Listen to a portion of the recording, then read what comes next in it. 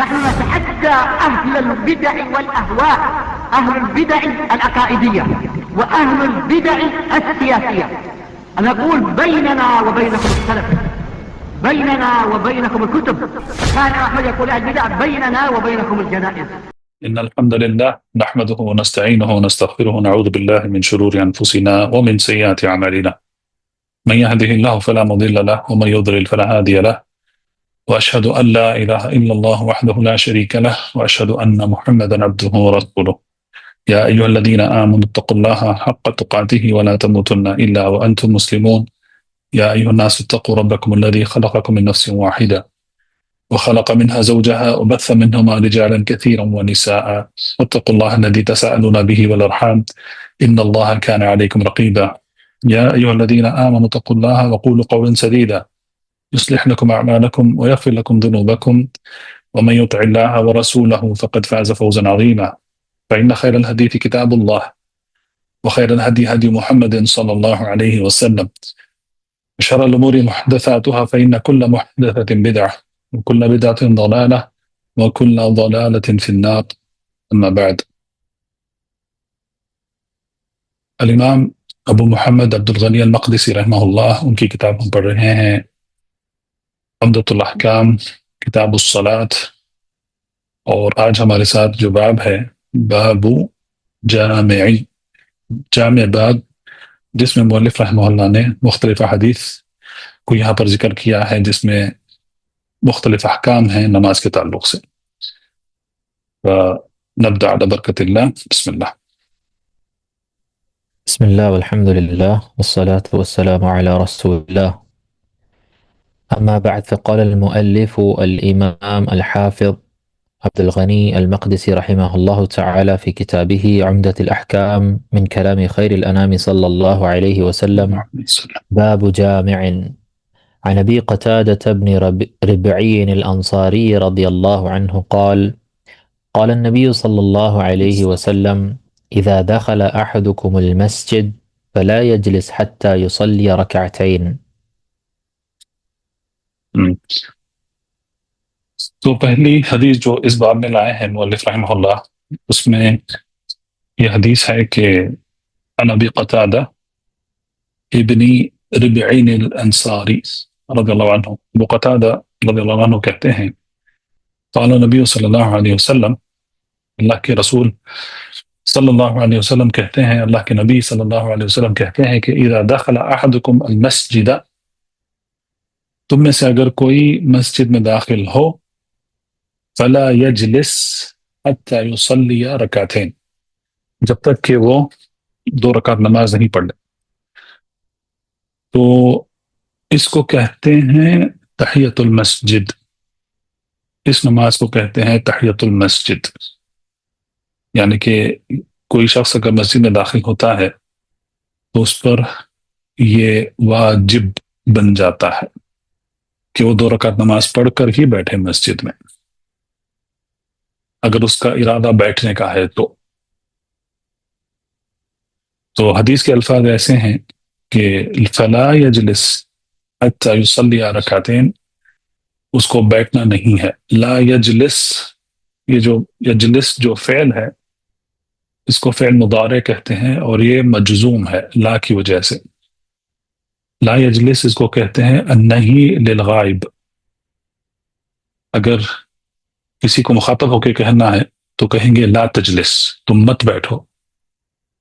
تو یہاں پر لا یجلس کا مطلب ہے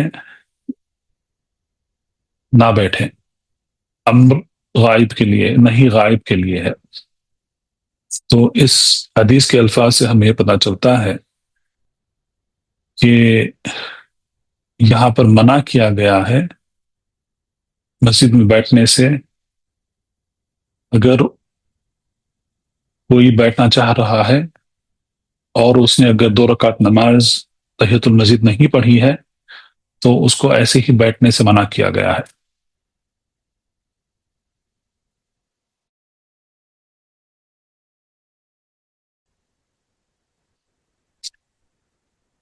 تو اس حدیث کے الفاظ سے ہمیں جو حکم کا پتہ چلتا ہے وہ یہ ہے کہ 2 رکعت نماز پڑھ کر بیٹھنا واجب ہے.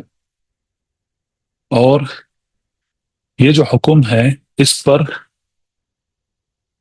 کوئی وقت کی قید نہیں ہے. انسان کبھی بھی جب داخل ہوتا ہے مسجد میں، کوئی بھی وقت ہو، یہاں تک کہ اس سے پہلے ہم پڑھ چکے ہیں کہ دن میں 3 اوقات ایسے ہیں جس میں نماز پڑھنے سے منع کیا گیا ہے. وہ ہے فجر کی فرض نماز سے لے کر سورج کے طلوع ہونے تک، اور طلوع ہونے کے کچھ منٹوں بعد تک یہ وقت ممنوع ہے اس میں کوئی بھی نماز پڑھنا. پھر جب زوال کا وقت ہوتا ہے ظہر سے جسٹ پہلے، تو ظہر سے پہلے جو زوال کا وقت ہے اس وقت پر بھی کوئی بھی نماز پڑھنے سے منع کیا گیا ہے. اور عصر کی نماز سے لے کر مغرب تک، یعنی کہ سورج کے غروب ہونے تک کوئی بھی نماز پڑھنے سے منع کیا گیا ہے. لیکن بعض نمازیں ایسی ہیں جس پر یہ قید نہیں ہے. یہ وقت کی جو قید ہے، الوقت المنہی عنہ، تو یہاں پر اس کا حکم نہیں لگایا جاتا ہے. تو اگر کوئی بھی شخص کسی بھی وقت مسجد میں داخل ہو رہا ہے، اور بھلے ہی وہ وقت ایسا وقت ہے جس میں کوئی بھی نماز پڑھنے سے منع کیا گیا ہے، تو اس میں بھی اس پر یہ واجب بنتا ہے کہ وہ نماز پڑھ کر ہی بیٹھے. اگر اس کا ارادہ مسجد میں بیٹھنا ہے تو اس کو وہ 2 رکعت نماز پڑھنا ہی ہے. تو تحیۃ المسجد کا جو حکم ہے وہ حکم یہ ہے کہ یہ نماز واجبہ ہے، پڑھنا ہی ہے. اس لیے کہ اس کی ایک اور دلیل ہے، البخاری اور مسلم کی حدیثوں میں اس کا ذکر ہوا ہے. اس میں خطبہ جمعہ میں جب اللہ کے رسول صلی اللہ علیہ وسلم خطبہ دے رہے تھے تو ایک صحابی داخل ہوئے. اب یہاں پر صحابی کا نام ذکر نہیں کیا گیا ہے وہ کون تھے. ایسا ہی ہوتا ہے، کئی احکام میں صحابیوں کے نام کا ذکر نہیں ہوتا ہے. تو جب وہ صحابی داخل ہوئے مسجد میں تو اللہ کے رسول صلی اللہ علیہ وسلم نے خطبے کو روک دیا اور ان سے پوچھا کیا آپ نے 2 رکعت پڑھی ہیں؟ جب صحابی نے کہا کہ میں نے نہیں پڑھی ہے تو اللہ کے رسول صلی اللہ علیہ وسلم نے کہا کہ آپ 2 رکعت نماز پڑھ کر بیٹھیں. تو اس میں اس کی اہمیت اور اس نماز کا واجب ہونا، اس کی دلیل ہمیں ان حدیث سے ملتی ہے. تو تحیۃ المسجد واجب ہے، اس پر وقت کی قید نہیں ہے، اور اس پر حکم یہی بنتا ہے کہ وہ واجب ہے. اب یہاں پر جو حدیث ہے، یہ حدیث میں جو الفاظ ہیں فقہا کی زبان میں اس کو کہتے ہیں کہ یہ حکم عام ہے. یہ حکم عام ہے اور اس کی تخصیص نہیں ہے. یعنی کہ اس حکم کو کہیں پر بھی کوئی دلیل نہیں ملتی ہے کہ کسی وقت پر تحیۃ المسجد کو ترک کیا جا سکتا ہے. تو یہ حکم عام ہے، اور یہ حکم اپنے عمومت پر یا عمومیت پر یہ حکم باقی ہے، اس کی کوئی تخصیص نہیں ہے. اگر آپ کو مشکل ہو رہی ہے سمجھنے کہ عام اور خاص کیا ہے، مثال کے طور پہ ہم یہ دیکھ سکتے ہیں کہ سورۃ الفاتحہ پڑھنا رکن ہے. نماز میں سورۃ الفاتحہ پڑھنا رکن ہے. اب اگر کوئی شخص نماز میں داخل ہو رہا ہے اور وہ رکوع میں جمتا ہے، تو یہاں پر اس نے سورۃ الفاتحہ نہیں پڑھا اور اس نے نہ امام کو پڑھتے ہوئے سنا. یعنی کہ اس کا اب اس میں اختلاف ہے. ہم نے اس کو دیکھا تھا پہلے والے احادیث میں، پہلے والے دروس میں ہم نے اس کو دیکھا تھا کہ اس میں اختلاف ہے. لیکن دونوں حالتوں میں اس نے سورۃ الفاتحہ ادا نہیں کیا. اگر وہ علماء جو یہ موقف رکھتے ہیں کہ سورۃ الفاتحہ پڑھنا ہی ہے، اگر مصلی کو بھی پڑھنا ہے، امام بھی پڑھ رہا ہے، مصلی کو بھی پڑھنا ہے، یہ بھی ایسا بھی موقف بعض علماء رکھتے ہیں. اور بعض علماء یہ موقف رکھتے ہیں کہ اگر امام پڑھ رہا ہے تو اس کے لیے پڑھنا، مصلی کے لیے پڑھنا اس پر واجب نہیں ہے، وہ چھوڑ سکتا ہے. لیکن ایسی حالت میں جب مصلی رکوع میں داخل ہو رہا ہے تو اس نے خود پڑھا ہے اور نہ اس نے امام کے سورۃ الفاتحہ کو پڑھنے کو اس نے حاصل کیا ہے، لیکن وہ رکوع میں داخل ہو رہا ہے تو اس کی رکعت ہو جاتی ہے. اس کی دلیل حدیث میں موجود ہے. تو اس کو کہتے ہیں عام اور خاص. اگر عام حکم یہ ہے کہ سورۃ الفاتحہ پڑھنا ہے، لیکن یہاں پر اس حالت میں کہ مصلی اس نے سورۃ الفاتحہ نہیں پڑھا لیکن وہ رکوع کی حالت میں نماز میں داخل ہو جاتا ہے، تو یہ حکم اس حالت کے لیے خاص ہے. تو اس کو کہتے ہیں خاص. عام اور خاص ایسا ہی ہوتا ہے. تو اگر کوئی حکم عام ہے جیسا کہ یہ حدیث میں ہے، جس میں کوئی اور دلیل نہیں ہے، کوئی اور حدیث نہیں ہے جس میں اللہ کے رسول صلی اللہ علیہ وسلم نے کہا کہ مسجد میں داخل ہونے اور ایسے ہی بیٹھنے کے لیے تحیۃ المسجد ترک کر سکتے ہیں، اس کی کوئی دلیل نہیں ہے. تو اس کا مطلب یہ ہے کہ حدیث اپنے حکم پر باقی ہے. اس کا حکم عام ہے اور یہ ہر ایک کے لیے ہے، ہر جگہ کے لیے ہے، ہر وقت کے لیے ہے. میں اس لیے کہہ رہا ہوں کہ بعض اوقات ایسا ہوتا ہے کہ صلاۃ العید کو مسجد میں ادا کرنے کی ضرورت پڑتی ہے، اور اس میں بھی اختلاف ہوا ہے. تو لوگ کہتے ہیں کہ مسجد جو ہے وہ مصلی میں تبدیل ہو جاتی ہے اور وہاں پر صلاۃ العید ادا کی جاتی ہے، تو وہاں پر تحیۃ المسجد پڑھنے کی ضرورت نہیں ہے. اس میں اختلاف ہے. جو علماء نے یہ کہا ہے اس طریقے سے تو انہوں نے اجتہاد کیا ہے، ہم ان کو غلط نہیں کہیں گے. لیکن دوسروں کو چاہیے کہ اگر دوسرے تحیۃ المسجد پڑھ رہے ہیں تو ان کو نہ روکیں، پڑھنے دیں. یہ زبردستی ایسے مسائل میں جہاں علماء کا اختلاف ہے، ایسے مسائل میں لوگوں کو ان کے علم کے اعتبار سے ان کو عمل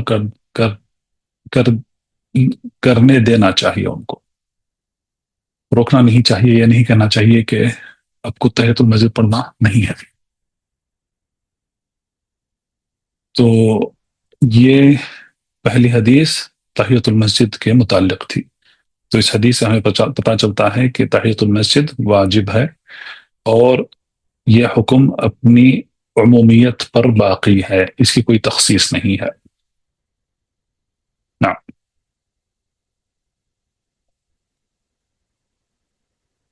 عن زيد بن أرقم قال كنا نتكلم في الصلاة يكلم الرجل صاحبه وهو إلى جنبه في الصلاة حتى نزلت وقوموا لله قانتين فأمرنا بالسكوت ونهينا عن الكلام. نعم. تو اس کے بعد جو حدیث لائے ہیں زید بن ارقم رضی اللہ عنہ کی حدیث ہے، جس میں کہتے ہیں کہ كنا نتكلم في الصلاة، ہم نماز میں باتیں کیا کرتے تھے. يكلم الرجل صاحبه، تو ایک شخص اس کے ساتھ جو دوسرا شخص کھڑا ہوا ہے اسے بات کیا کرتا تھا. وَهُوَ إِلَى جَنْبِهِ فِي الصَّلَاةِ، یعنی کہ اس کے بغل میں کھڑا ہوا ہے تو ان سے وہ باتیں کرتے تھے. حَتَّى نَزَلَتْ، جبکہ یہ آیت نازل ہو گئی وَقُومُوا لِلَّهِ قَانِتِينَ، یعنی کہ نماز میں پورے خشوع اور خضوع کے ساتھ کھڑے ہو جاؤ. تو اس کا مطلب یہ ہے کہ یہ بات کرنا نماز کے دوران جائز نہیں ہے.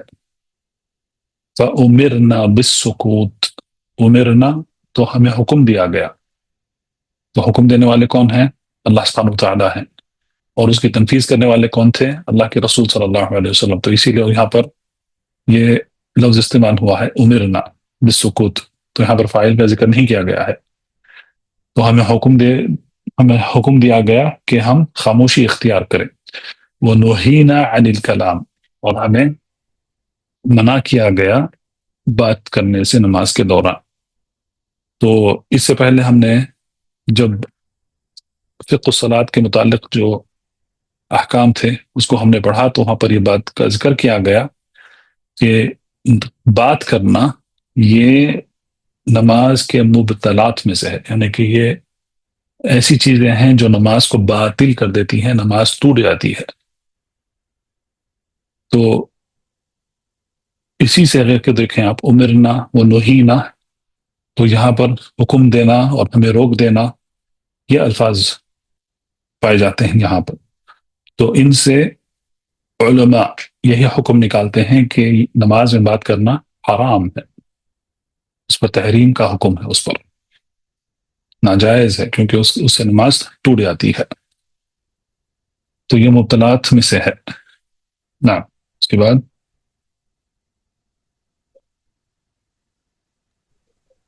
وعن عبد الله بن عمر وأبي هريرة رضي الله عنهم عن النبي صلى الله عليه وسلم أنه قال: إذا اشتد الحر فأبردوا عن الصلاة فإن شدة الحر من فيح جهنم.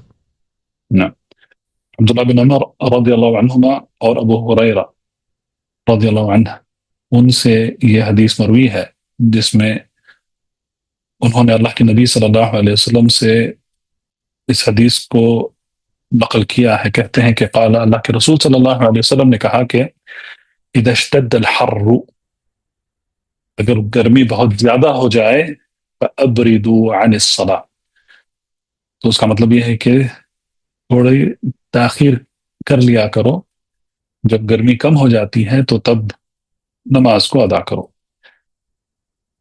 فإن شدت الحر من فیح جہنم، اس لیے کہ جو گرمی ہم محسوس کرتے ہیں یہاں پر زمین پر، یہ دراصل یہ جہنم کی آگ کی گرمی ہے جو یہاں تک پہنچتی ہے۔ اس میں نماز کے متعلق جو حکم ہے وہ یہ ہے کہ اگر بہت زیادہ گرمی ہے، اب ظاہر ہے کہ کئی جگہ ایسے ہیں جہاں پر گرمی بہت زیادہ ہوتی ہے، ظہر کی نماز کے وقت بہت زیادہ گرمی ہوتی ہے۔ اس زمانے میں کوئی ایسے وسائل نہیں تھے جس سے مساجد، گھر وغیرہ ٹھنڈے کیا جاتے تھے، تو گرمی ویسی کی ویسی ہی رہتی تھی۔ اور ایسے کئی احادیث آئے ہیں جس میں صحابہ کہتے ہیں کہ ہم جب مسجد کو جاتے تو دیواروں کی چھاؤں کو تلاش کرتے ہوئے چھاؤں میں چلنے کی کوشش کرتے، اور جب ہم سجدہ کرتے تو اپنے کپڑوں کو زمین پر ڈال کر اس پر سجدہ کرتے، کیونکہ مسجد دیکھیں، اللہ کے رسول صلی اللہ علیہ وسلم کی جو مسجد تھی وہ مٹی کی تھی، اور اس کے ستون کھجور کے جھاڑ کے تن تھے، اور اس کا چھت کھجور کے جھاڑ کے پتے تھے۔ تو گرمی جیسی باہر گرمی ہوتی ہے تقریباً ویسی ہی گرمی اندر بھی ہوتی ہے، صرف چھاؤں ہوتی ہے، تو زمین گرم ہو جاتی تھی۔ تو صحابہ کہتے ہیں کہ ہم اپنے کپڑے مطلب کپڑوں کا ٹکڑا جو ردا ہوتا ہے یا جو بھی ہوتا ہے وہ نکال کر اس کو بچھا دیتے تھے، پھر اس پر سجدہ کیا کرتے تھے، ورنہ وہ زمین پر ہی نماز پڑھا کرتے تھے۔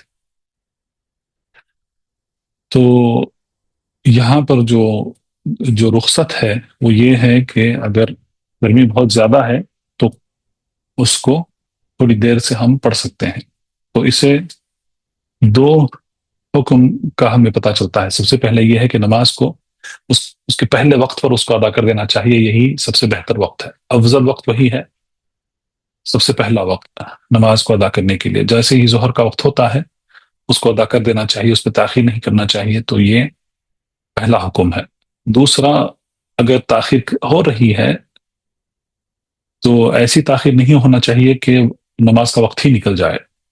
ہم جانتے ہیں اب گرمی ہوتی ہے تو عموماً ظہر، کبھی کبھی عصر میں گرمی ہوتی ہے، تو اگر ظہر کی نماز تاخیر کر رہے ہیں تو ایسا نہ ہو جائے کہ ظہر کا وقت نکل جائے اور عصر کا وقت داخل ہو جائے، اور اگر عصر میں زیادہ گرمی ہے تو ایسی تاخیر نہیں کرنا چاہیے کہ عصر کا وقت نکل جائے اور مغرب کا وقت داخل ہو جائے۔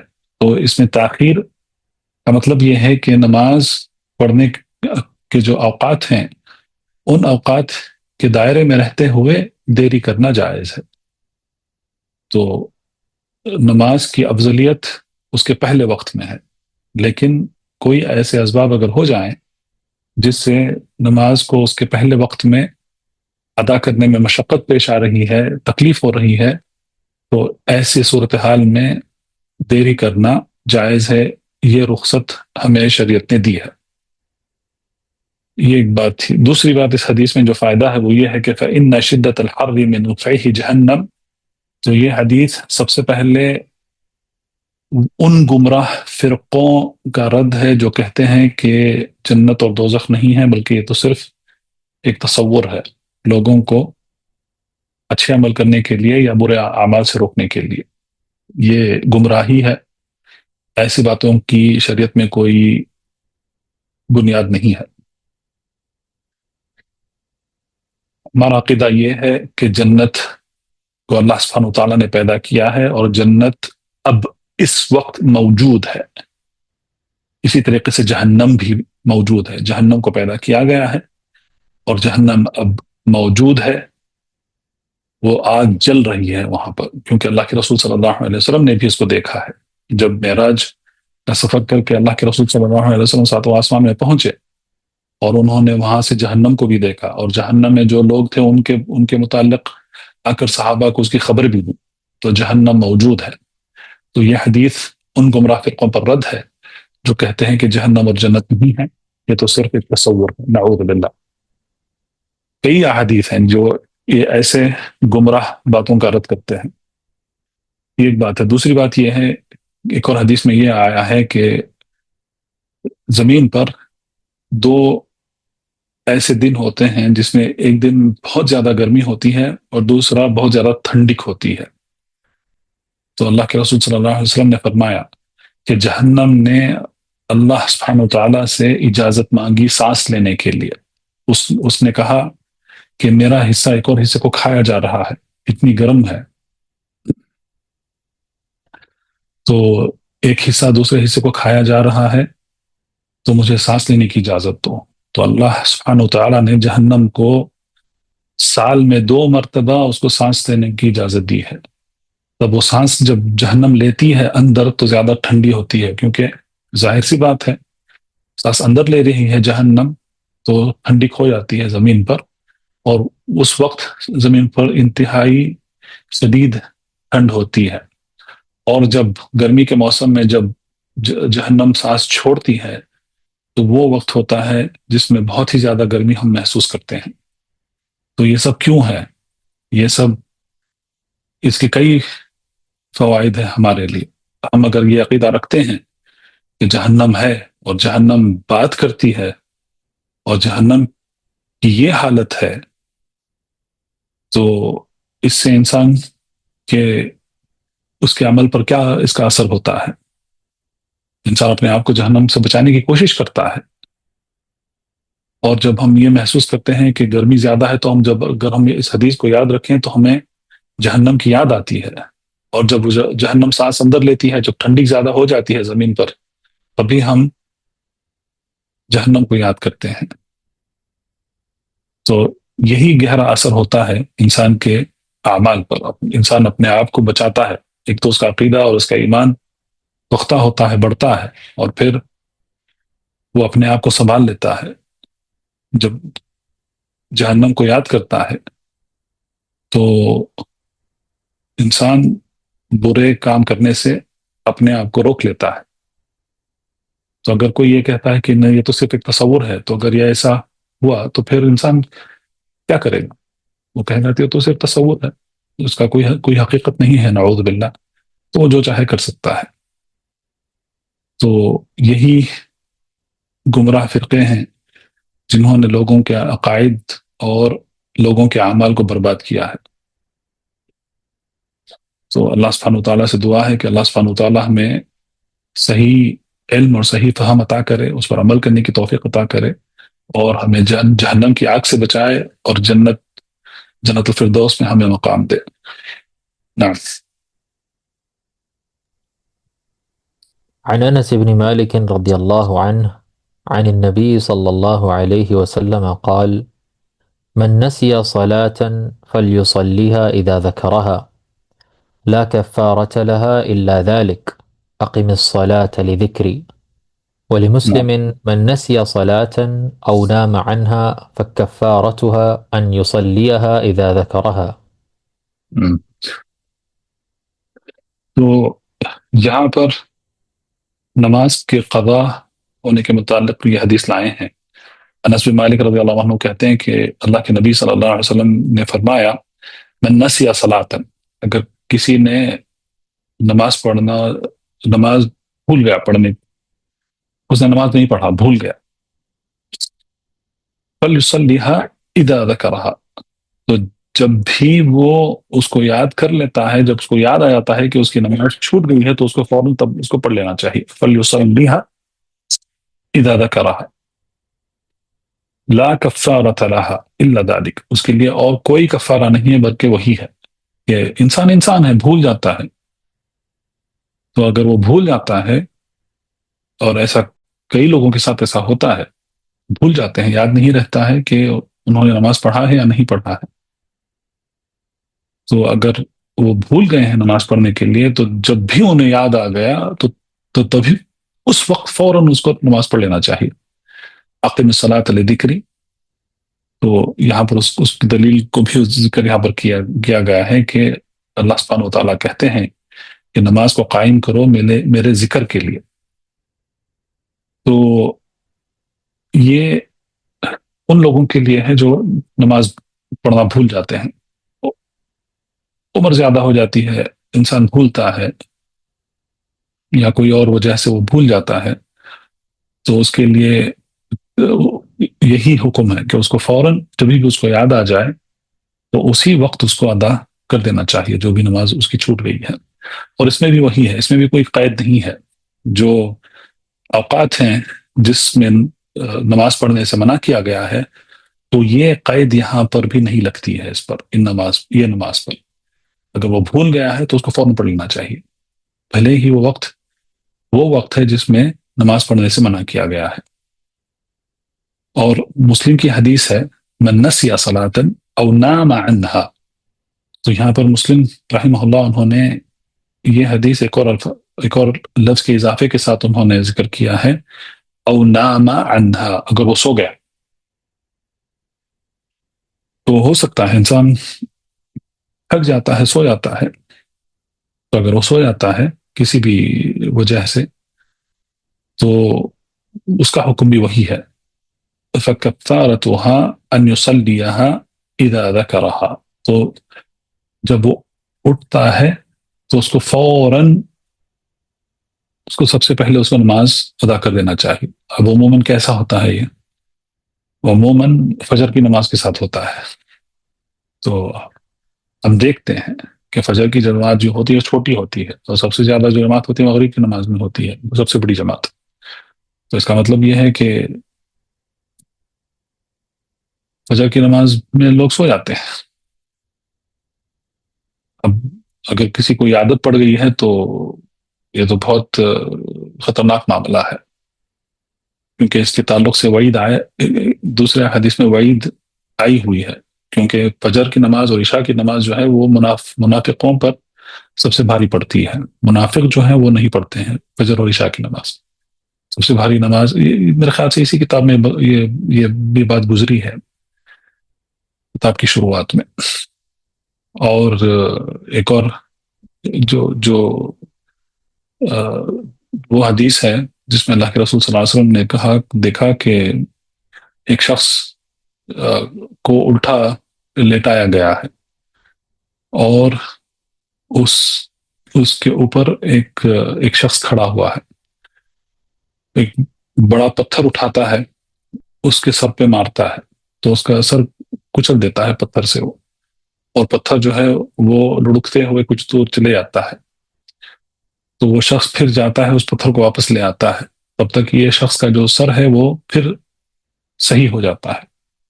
تو پھر اس کو وہ شخص جو اس کے پر کھڑا ہوا ہے وہ پتھر لیتا ہے اور پھر اس کا سر پھوڑتا ہے. تو سبحان اللہ، یہ سب وعید آئی ہیں. اور جب اللہ کے رسول صلی اللہ علیہ وسلم نے پوچھا کہ یہ کون ہے، تو اللہ کے رسول صلی اللہ علیہ وسلم کو بتایا گیا کہ یہ وہ شخص ہے جو فرض نماز کے وقت سویا کرتا تھا. تو معاملہ بہت سنگین ہے، اس میں بہت سخت وعید ہے یہ. تو سبحان اللہ. اور اللہ کے رسول صلی اللہ علیہ وسلم نے یہ بھی کہا فجر کی نماز میں خصوصاً یہ کہا کہ شیطان جو ہے وہ گانٹیاں باندھ دیتا ہے اور 3 گاٹھیاں باندھ دیتا ہے۔ جب شخص اٹھتا ہے، اٹھ کر جب وہ دعا پڑھتا ہے اٹھنے کی تو ایک گاٹھی کھلتی ہے، پھر جب وہ وضو کرتا ہے تو دوسری گاٹھی بھی کھل جاتی ہے، اور جب وہ نماز پڑھتا ہے تو تیسری گاٹھی بھی کھل جاتی ہے، ورنہ وہ گاٹھیاں باندھ کے چلا آتا ہے شیطان۔ اور ایک اور حدیث میں یہ آیا ہے کہ شیطان فجر کے وقت سونے والے کے کان میں پیشاب کر کے جاتا ہے۔ تو یہ سب کس لیے ہے؟ یہ سنتوں میں یہ سب باتوں کا ذکر ہے، تو یہ سب کس لیے ہے؟ ہم غیب پر ایمان رکھتے ہیں، ہم سنتوں پر عمل کرتے ہیں، احادیث کو سچ مانتے ہیں، لیکن جب عمل کی بات آتی ہے تو مڑ جاتے ہیں اس پر عمل کرنے۔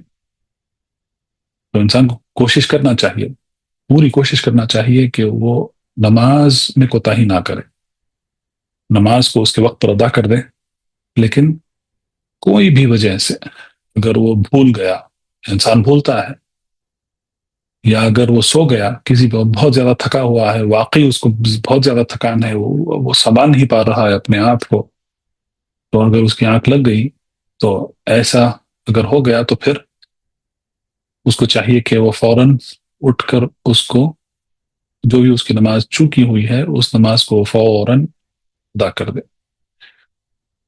تو اس مناسبت سے اگر دوسرے مسائل کو اگر ہم مختصر طور پر ہی کیوں نہ صحیح اگر دیکھ لیں تو اس میں یہ بھی ایسے بھی لوگ شامل ہو جاتے ہیں، مثال کے طور پہ کہ آپریشن کے لیے لے جا رہا ہے تو ان کو انستھیسیا دے دیتے ہیں، تو جب انستھیسیا دے دیتے ہیں تو پھر ہو سکتا ہے کہ ایک سے زیادہ نماز اس کی چوک جاتی ہے، 2 3 4 5 نمازیں بھی چوک سکتی ہیں، ہو سکتا ہے کہ 10 نمازیں بھی چوک جاتی ہیں اس کی۔ تو ایسی حالت میں کیا کرنا چاہیے اس شخص کو؟ جب اس کو ہوش آ جاتا ہے اور اگر اس کی وہ پڑھ سکتا ہے تو اس کو فوراً اس کو پڑھ لینا چاہیے۔ تو ایسے بھی کئی مسائل ہیں، مثال کے طور پہ اللہ ہم سب کو حفاظت اور اپنے حفظ و امان میں رکھے، حفاظتی سے رکھے۔ لوگ کوما میں چلے جاتے ہیں، ایکسیڈنٹس ہو جاتے ہیں، کوما میں چلے جاتے ہیں، تو کوما میں چلے جاتے ہیں تو مہینے مہینے سالوں سال وہ کوما میں رہتے ہیں، تو ان پر کیا ہے؟ اس میں علماء کا اختلاف۔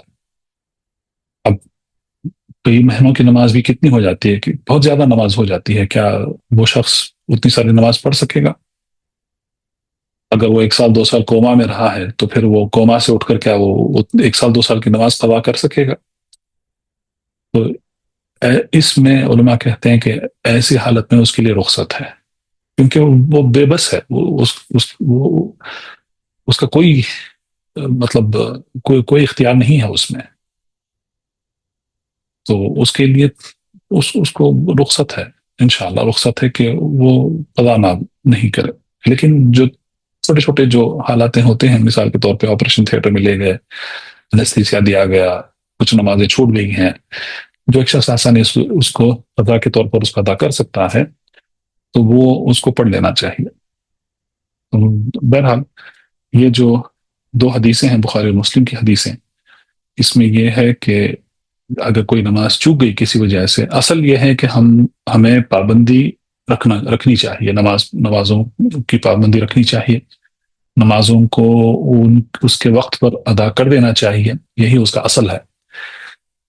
لیکن اگر کسی وجہ سے چوک رہی ہے، بھول کر یا نیند کے غلبے سے اگر نماز چوک رہی ہے تو اس کا حکم، اس کا کفارہ یہی ہے کہ اس کو فوراً ادا کر دیا جائے، فوراً، قضا ہی کیوں نہ ہو، اور ایسا وقت کیوں نہ ہو جس میں نماز پڑھنے سے منع کیا گیا ہے، ایسا وقت کیوں نہ ہو، اس کو فوراً اس کو ادا کر دینا چاہیے۔ نعم۔ عن جابر بن عبد الله أن معاذ بن جبل رضي الله عنهم كان يصلي مع رسول الله صلى الله عليه وسلم عشاء الآخرة ثم يرجع إلى قومه فيصلي بهم تلك الصلاة. تو جابر بن عبداللہ رضی اللہ عنہما کہتے ہیں کہ ان معاذ بن جبل رضی اللہ عنہ وہ کیا کرتے تھے؟ كان يصلي مع رسول الله صلی اللہ علیہ وسلم عشاء الآخرہ، تو عشاء کی نماز معاذ بن جبل اللہ کے رسول صلی اللہ علیہ وسلم کے ساتھ پڑھا کرتے تھے۔ ثم يرجع الى قومه، پھر وہ اپنے قوم کی طرف لوٹتے، فیصلی بہم تلک الصلاۃ، اور پھر انہیں ان کے ساتھ عشاء کی نماز پڑھتے تھے۔ یصلی بہم کا مطلب ہے امامت کرنا۔ اگر یہ کہا گیا کہ فیصلی معہم، اس کا مطلب یہ ہے کہ وہ مع کا مطلب ہے ان کے ساتھ، یعنی کہ یصلی معہم کا مطلب ہے کہ وہ ان کے ساتھ نماز پڑھے ہیں، لیکن وہ مصلی تھے، وہ امام نہیں تھے۔ لیکن یہاں پر یہ حدیث کے الفاظ یہ ہیں کہ معاذ بن جبل یصلی بہم، یعنی کہ جب با کا استعمال ہوتا ہے تو اس کا مطلب یہ ہے کہ وہ امامت کرتے تھے۔ تو یہ باریکیاں ہیں عربی کی۔ حروف با اور مع، یہ دونوں حروف ہیں۔ مع ظرف ہے، با حرف ہے، مع ظرف المکان ہے۔ تو اس سے حکم اگر یہ ان کلمات کو، ان حروف کا معنی ہمیں پتہ ہے تو پھر ہمیں حکم نکالنا یا حکم کو سمجھنے میں ہمیں آسانی ہوتی ہے۔ تو اگر یہ میں دوہرا رہا ہوں اپنی بات کو، اگر معہم کا لفظ استعمال ہوتا تو اس کا مطلب یہ ہے کہ وہ مصلی بنتے اور وہ جماعت کے ساتھ نماز پڑھتے، لیکن فیصلی بہم کا مطلب ہے کہ وہ امامت کرتے تھے، معاذ بن جبل۔ تو یہاں پر دو حکم ہیں۔ سب سے پہلا حکم یہ ہے کہ اگر ایک شخص اگر اس نے نماز پڑھ لیا ہے تو اللہ کے رسول صلی اللہ علیہ وسلم کے ساتھ معاذ بن جبل رضی اللہ عنہ عشاء کی نماز پڑھ لیا کرتے تھے، کیونکہ اللہ کے رسول صلی اللہ علیہ وسلم کے ساتھ نماز پڑھنا اس کی فضیلت ہے، مسجد نبوی میں نماز پڑھنا اس کی فضیلت ہے۔ تو صحابہ بہت ہی زیادہ حریص رہا کرتے تھے، بہت زیادہ حرص کرتے تھے اجر کمانے کے لیے۔ تو وہ نماز، عشاء کی نماز اللہ کے رسول صلی اللہ علیہ وسلم کے ساتھ فرض نماز پڑھ لیا کرتے تھے معاذ بن جبل، اور پھر جب وہ اپنی قوم کے ساتھ نماز پڑھتے تو وہ ان کے لیے نافلہ بن جاتی، اور لیکن ان کے جو مصلیاں تھے، مصلیوں کے لیے وہ نماز فرض ہے۔ تو اس سے یہ پتہ چلتا ہے کہ امام اور مصلیوں کے نیت میں اختلاف ہو سکتا ہے، جائز ہے۔ امام نفل پڑھ رہا ہے، لیکن اگر کوئی آ کے فرض کی نیت سے اگر وہ پڑھ رہا ہے تو نماز ہو جاتی ہے۔ انما الاعمال بالنیات، امام کی نیت نفل نماز کی ہے لیکن مصلی کی نیت فرض نماز کی ہے، تو دونوں میں فرق ہو گیا، لیکن دونوں کو جماعت سے پڑھنا جائز ہے۔ ایسا بھی ہو سکتا ہے کہ کوئی فرض نماز پڑھ رہا ہے، اور اگر کسی نے فرض نماز پڑھ لیا ہے تو اگر وہ چاہے تو اس کے ساتھ مل کر وہ نفل نماز پڑھ سکتا ہے، اس کے ساتھ نافلہ اس کے ساتھ پڑھ سکتا ہے۔ تو یہاں پر بھی نیتوں میں اختلاف ہے، امام کی نیت فرض کی ہے لیکن جو مصلی ہے اس کی نیت نافلہ کی ہے، تو یہ بھی جائز ہے۔ تو اس حدیث سے ہمیں یہی پتہ چلتا ہے کہ امام اور مأمومون، یعنی کہ جو مصلی ہیں، ان کے نیتوں میں اختلاف ہو سکتا ہے، لیکن اگر وہ دونوں جماعت سے پڑھ رہے ہیں تو وہ کیوں پڑھتے ہیں؟ اجر کمانے کے لیے، کیونکہ نماز جو جماعت کے ساتھ جو نماز پڑھی جاتی ہے اس کا اجر اکیلے پڑھنے سے 25 یا 27 گنا زیادہ ہے۔ جیسے کہ اس سے پہلے 2 حدیث گزری ہیں، عبداللہ بن عمر اور ابو ہریرہ رضی اللہ عنہم کی 2 حدیثیں جس کو ہم نے اس کتاب کی شروعات میں پڑھی تھی۔ اس کے بعد عن انس بن مالك رضي الله عنه قال كنا نصلي مع رسول الله صلى الله عليه وسلم في شدة الحر فإذا لم يستطع أحدنا أن يمكن جبهته في الأرض بسط ثوبه فسجد عليه۔ انس بن مالک رضی اللہ عنہ کی یہ حدیث ہے جس میں کہتے ہیں کہ كنا نصلي مع رسول الله صلی اللہ علیہ وسلم في شدة الحر، ہم اللہ کے رسول صلی اللہ علیہ وسلم کے ساتھ نماز پڑھا کرتے تھے جبکہ گرمی بہت شدید ہوا کرتی تھی۔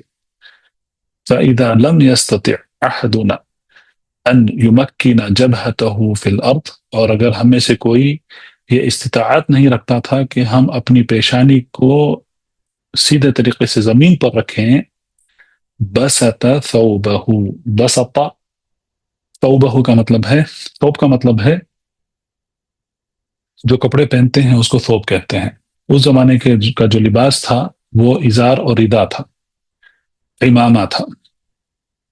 عموماً جو عمرہ میں، حج میں عمرہ میں جو احرام جو ہم پہنتے ہیں اب، اس زمانے میں وہی لباس ہوا کرتا تھا لوگوں کا۔ ازار جو کمر سے لے کر پنڈلیوں تک جو کپڑا باندھتے ہیں اس کو ازار کہتے ہیں، اور جسم کا جو اوپر کا حصہ ہے اس کو ڈھانکنے کے لیے جو کپڑا استعمال کیا کرتے تھے اس کو رداء کہتے ہیں۔ امامہ باندھتے تھے، اللہ کے رسول صلی اللہ علیہ وسلم بھی امامہ باندھا کرتے تھے، لیکن احرام میں امامہ نہیں ہے، سر کو ڈھانکنا نہیں ہے مردوں کے لیے۔ تو رداء اور ازار دونوں کو ملا کر ثوب کہتے ہیں، دونوں کو ملا کر ثوب کہتے ہیں۔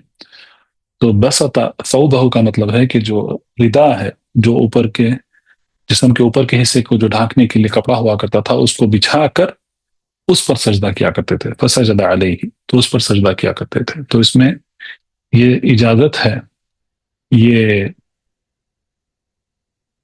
ایسا، اس میں سب سے پہلے حرکت کے متعلق ہے، تو ظاہر ہے کہ کپڑا بچھا کر اس پر سجدہ کرنا یہ ایک حرکت ہے، جو ایسی حرکت ہے جس کا نماز سے تعلق نہیں ہے، لیکن ایسا جائز ہے۔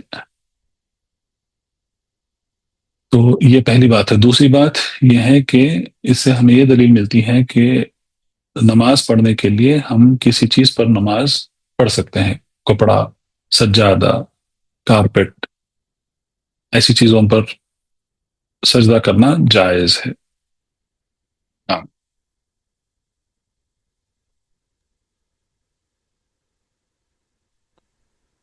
عن أبي هريرة رضي الله عنه قال قال رسول الله صلى الله عليه وسلم لا يصلي أحدكم في الثوب الواحد ليس على عاتقه منه شيء۔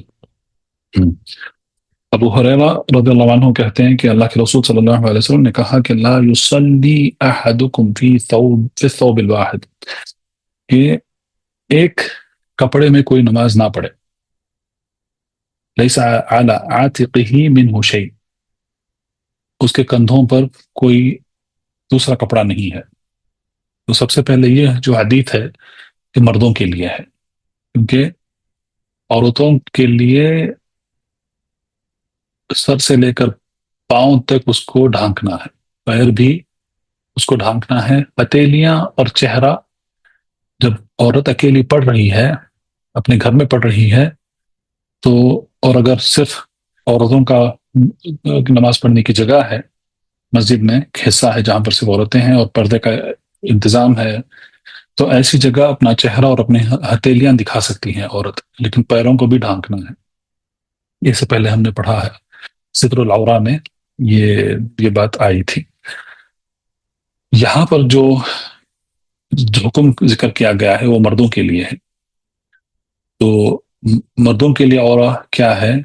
ناف سے لے کر گھٹنوں تک، گھٹنوں سے کچھ نہیں، یعنی گھٹنوں کو بھی چھپانا ہے مرد کو۔ تو ناف سے لے کر گھٹنوں تک یہ عورہ ہے مردوں کے لیے، اس کو ڈھانکنا ضروری ہے۔ لیکن یہاں پر ایک اور بات کا اضافہ کیا گیا ہے کہ اس کے کندھوں کو بھی اس کو ڈھانکنا ہے۔ تو اس سے اہل العلم نے یہ حکم لیا ہے کہ عورہ مرد کے لیے ناف سے لے کر گھٹنوں تک وہ عورہ ہے۔ اگر وہ صرف ایک لباس میں نماز پڑھ رہا ہے، یعنی کہ یہاں پر صرف ازار میں نماز پڑھ رہا ہے، تو یہ نافلہ کے لیے ہے، وہ سنت، مؤکدہ، راتبہ، احیانا، نافلہ، یہ سب پڑھ سکتا ہے۔ لیکن جب وہ فرض نماز پڑھ رہا ہے تو مرد کے لیے ضروری ہے کہ وہ اپنے کندھوں کو بھی چھپائے، اس کے کندھے پر ایک کپڑا ہونا چاہیے، بھلے ہی اس کا اوپر کا جو جسم کا حصہ ہے وہ کھلا رہے، لیکن اس کے صرف اس کے کندھوں کو ڈھانکنا ضروری ہے۔ کندھے ہم جانتے ہیں، جو گردن بیچ میں ہوتی ہے اور ادھر ادھر دو کندھے ہوتے ہیں مرد کے، تو ان پر کچھ ہونا چاہیے، کندھے کھلے نہیں ہونا چاہیے۔ تو ہمارے شیخ محمد بن رمضان حفظہ اللہ، انہوں نے جب یہ حدیث میں پڑھایا تو انہوں نے ایک مسئلے کی طرف انہوں نے توجہ دلایا، کہ انہوں نے کہا کہ جب ہم ٹوپ پہنتے ہیں یا جبہ پہنتے ہیں یا شرٹ پہنتے ہیں، اور اگر پتلا کپڑا ہے، اور لوگوں کی عادت ہے کئی جگہ، ہندوستان میں بھی پاکستان میں بھی کئی جگہ لوگ جو سلیو لیس جو بنیان ہوتی ہے وہ پہنتے ہیں، انہوں نے کہا کہ اس سے یہ نقص رہ جاتا ہے، کیونکہ جو سلیو لیس بنیان ہے وہ کندھوں کو مکمل طریقے سے ڈھانکتی نہیں ہے، اور اگر کپڑا پتلا ہے تو کندھے جو ہیں وہ دکھتے رہتے ہیں۔ تو اسی لیے انہوں نے کہا کہ کوشش کرنا چاہیے کہ جب سلیو لیس بنیان پہنے ہوئے ہیں تو کوشش کرنا چاہیے کہ ایسا پتلا کپڑا نہ پہنے جس سے کندھے دکھیں۔ تو یہی حدیث اس کی دلیل ہے، کوشش کرنا چاہیے کہ کندھے نہ دکھیں۔ تو دیکھیں یہ جو حکم ہے، یہ حکم فرض نماز کے لیے، سب سے پہلے فرض نماز کے لیے ہے، اور یہ مستحب ہے، واللہ عالم، لیکن یہ مستحب ہے، بہتر ہے مرد کے لیے کہ اگر وہ فرض نماز پڑھ رہا ہے تو کم از کم ازار کے ساتھ، یعنی جو کپڑا اس کی عورہ تو ستر بن سکتا ہے، اس کے ساتھ اس کے کندھے بھی ڈھکے ہوئے ہو۔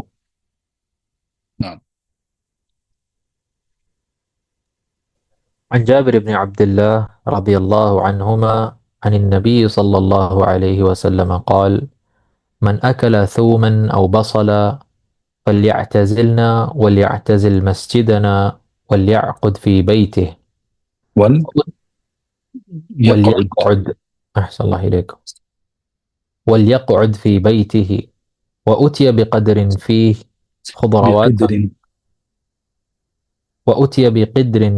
خضروات من بقول فوجد لها ريحا فسأل فأخبر بما فيه من البقول فقال: قربوها إلى بعض أصحابه، فلما رآه كره أكلها قال: كل فإني أناجي من لا تناجي.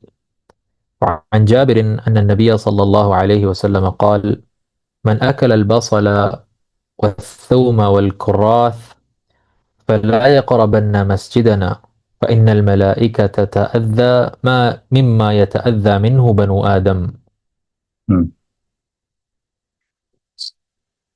یہ حدیث میں جابر بن عبداللہ رضی اللہ عنہما کی حدیث، جس میں انہوں نے کہا کہ اللہ کے رسول صلی اللہ علیہ وسلم نے کہا کہ من اکل ثوما او بصلا، ثوم لہسن کو کہتے ہیں اور بصل پیاز کو کہتے ہیں، تو جس نے لہسن یا پیاز کھایا ہے فلیعتزلنا، تو ہم سے دور رہے، ولیعتزل مسجدنا، اور ہماری مسجدوں سے بھی دور رہے، ولیقعد فی بیتہ، اپنے گھر میں بیٹھا رہے۔ تو یہ آپ صلی اللہ علیہ وسلم نے کہا جس نے لہسن کھایا ہے یا پیاز کھایا ہے وہ ہم سے دور رہے اور ہمارے مساجد سے بھی دور رہے اور اپنے گھر میں بیٹھے رہے۔ اس کے بعد وہ اوتیا بقدر، تو ایک برتن پیش کیا گیا، قدر برتن کو کہتے ہیں، اس میں کیا تھا؟ فیہ خضروات من بقول، اور اس میں جو سبزی تھی، مختلف قسم کی سبزیاں تھیں، تو اس کو پیش کیا گیا۔ فوجد لها ریحا، اور آپ صلی اللہ علیہ وسلم نے اس میں ایک بو محسوس کی ان سبزیوں میں۔ فسأل، تو آپ صلی اللہ علیہ وسلم نے پوچھا اس کے بارے میں، فأخبر، اور انہیں خبر دی گئی، بما فیہا من البقول، تو ان کو یہ بتایا گیا کہ یہ سبزیوں میں کیا کیا ہے۔ تو اللہ کے رسول صلی اللہ علیہ وسلم نے کہا کہ قربوها الى بعض اصحابہ، تو اللہ کے رسول صلی اللہ علیہ وسلم نے اسے نہیں کھایا، انہوں نے کہا کہ دوسرے صحابیوں کی طرف ان کو پیش کر، ان کے آگے رکھ دو تاکہ وہ کھائیں اس میں سے، ان سبزیوں میں سے۔ فلما رآہ کرہ اکلہا، کہ جب انہوں نے دیکھا کہ اللہ کے رسول صلی اللہ علیہ وسلم نے یہ سبزیاں کھانے سے کراہت کی ہے، تو اللہ کے رسول صلی اللہ علیہ وسلم نے کہا کل، تم کھاؤ، فإنی اناجی، کیونکہ میں ان سے ملتا ہوں، من لا تناجی، جن سے تم نہیں ملتے ہو، یعنی کہ جبریل علیہ السلام، کیونکہ اس کی وضاحت کہاں ہوئی ہے، دوسری حدیث میں وضاحت ہے۔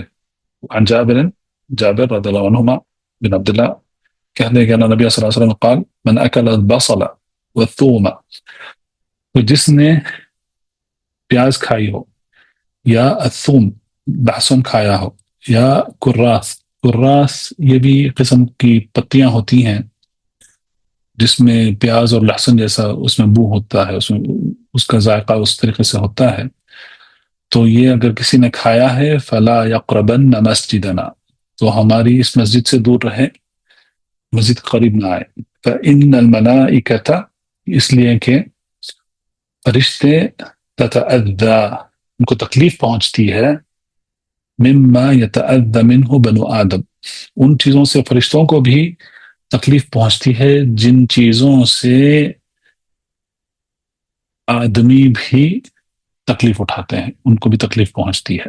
یہاں پر ظاہر سی بات ہے، تو اس کے پہلے والی حدیث میں جب اللہ کے رسول صلی اللہ علیہ وسلم نے کہا کہ میں ان سے ملتا ہوں جن سے تم نہیں ملتے ہو، اس کا مطلب جبریل علیہ السلام وہی لے کر آیا کرتے تھے، تو اسی لیے اگر منہ میں بو ہے، بدبو ہے، تو پھر اس سے فرشتوں کو بھی تکلیف ہوتی ہے۔ تو سبحان اللہ، یہ ان حدیث میں سب سے پہلے تو یہاں پر کون سی چیزوں کا ذکر کیا گیا ہے؟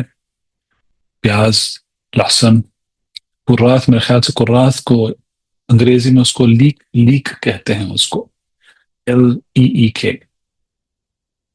تو یہ اور کوئی بھی سبزی ہو جس میں بو ہو، اور ایسی بو ہو جو تھوڑی زیادہ ہو سکتی ہے، اگر وہ منہ میں چباتے ہیں اس کو تو اس سے بدبو نکلتی ہے منہ سے، تو ایسے چیزوں کو کھا کر مسجد کے قریب نہیں آنا چاہیے۔ تو اس میں یہ بات کو شدت سے بیان کیا گیا ہے اس حدیث میں، تو یہ بہت زیادہ کراہت والی چیز ہے، اور اس کی علت بھی اللہ کے رسول صلی اللہ علیہ وسلم نے بتایا۔ انہوں نے کہا کہ اس سے انسانوں کو بھی نقصان پہنچتا ہے، نقصان مطلب ان کو بھی تکلیف پہنچتی ہے، انسانوں کو بھی تکلیف ہوتی ہے اور فرشتوں کو بھی تکلیف ہوتی ہے۔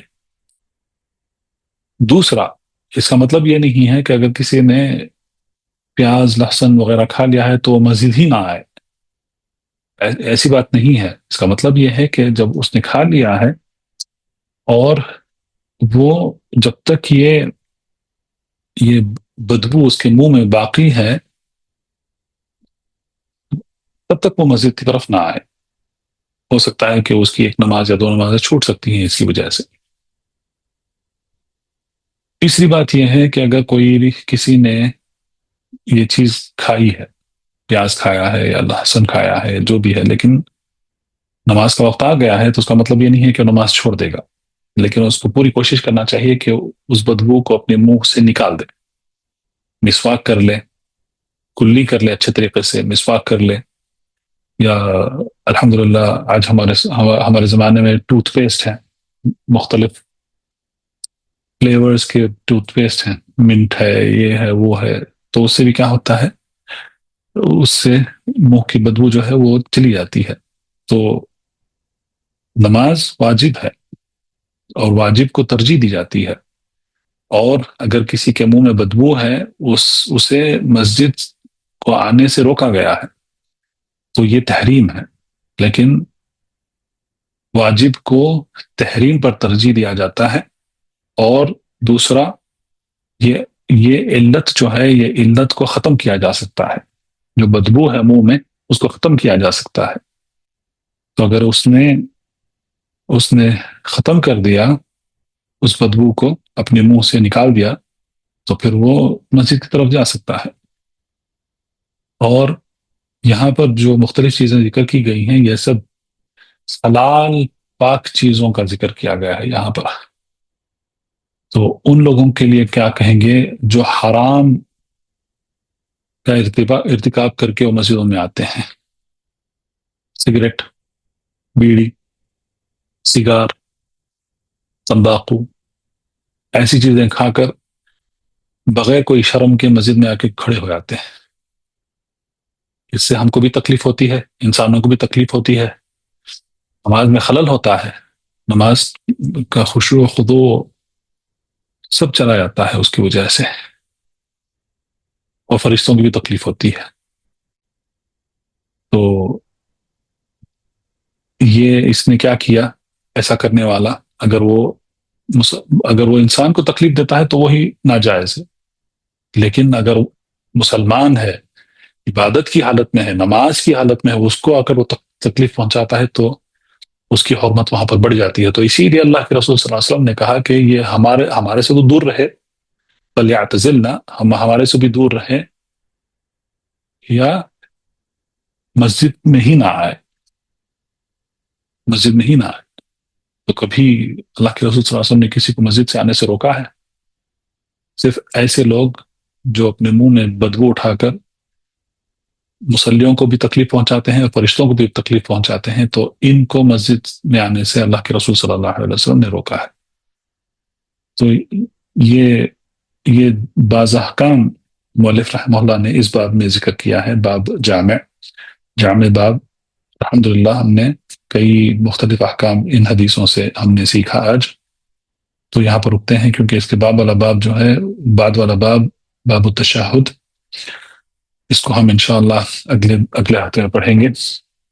وباللہ توفیق، صلی اللہ علی نبینا محمد وعلی آلہ وصحبہ وسلم۔ سبحانک اللہم بحمدک، اشہد ان لا الہ الا انت، استغفرک واتوب الیک۔ اللهم علمنا ما ينفعنا وانفعنا بما علمتنا وزدنا علما وتوفيقا. اللهم اغفر لنا ولوالدينا ولمشايخنا ولعلمائنا ولولاة أمورنا وللمسلمين والمسلمات والمؤمنين والمؤمنات الأحياء منهم والأموات إنك قريب مجيب الدعوات. سبحان ربك رب العزة عما يصفون وسلام على المرسلين والحمد لله رب العالمين. بارك الله فيكم أجمعين. السلام عليكم ورحمة الله وبركاته. فاعلم أنه لا إله إلا الله واستغفر لذنبك وللمؤمنين